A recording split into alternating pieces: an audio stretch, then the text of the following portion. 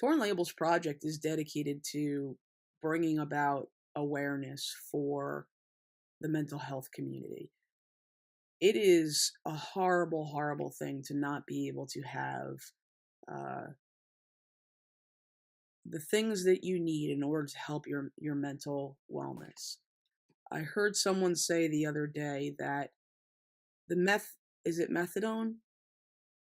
Methadone is free, or something to get you off drugs is free, but cancer medicine is not free. Psychiatric medication is not free. There's no government program to help us help people on the front side instead of the backside when they're shooting up something like Las Vegas.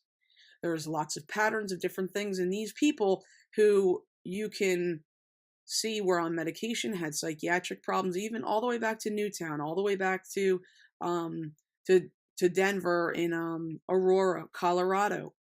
Since that, you take the profile of those individuals that had these problems, and they all come back to mental wellness or mental health issues.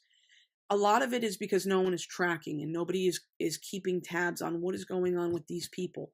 This individual who had just gone into a church and shot up a bunch of people who were just practicing their form of religion or worshiping their God, that this person came in and completely just started shooting all over the place in the sanctuary, which is another fear-based thing that now we can't even think about going to church or going to enjoy, something like a festival without being afraid that someone is going to kill us.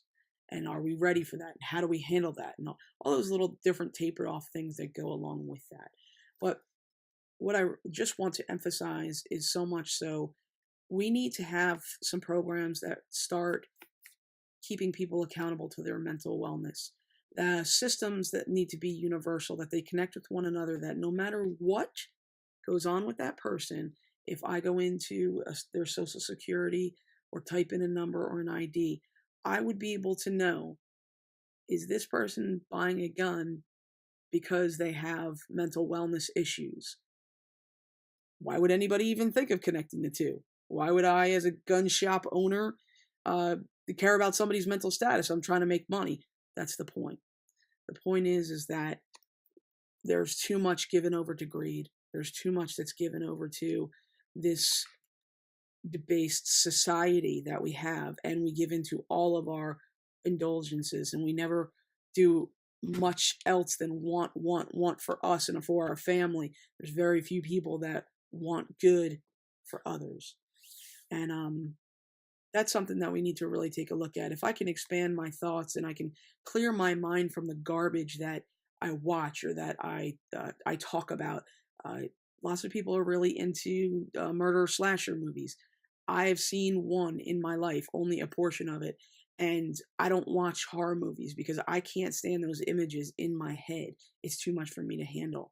And I mean, hey, if that's your thing, that's your thing. No judgment here, but there are things out there putting ideas in people's heads, people that are not mentally stable, and for us to just be giving guns to someone who was dishonorably discharged from the military and has, the reason why he is because he was abusive to his wife and his child. And here we are years later, and the gentleman is buying, guns to go and cause harm.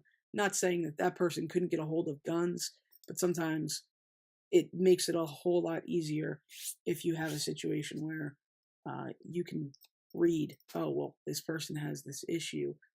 Maybe I need to do a little more extensive background check. So we're not taking responsibility for our part that we play in those different circumstances that just encompass our everyday circumstances, only happening because we open our mouths and only because we don't believe that we're wrong in certain cases, and we want to believe in privacy, and we want to believe in all these things because they're mine. They are my personal rights.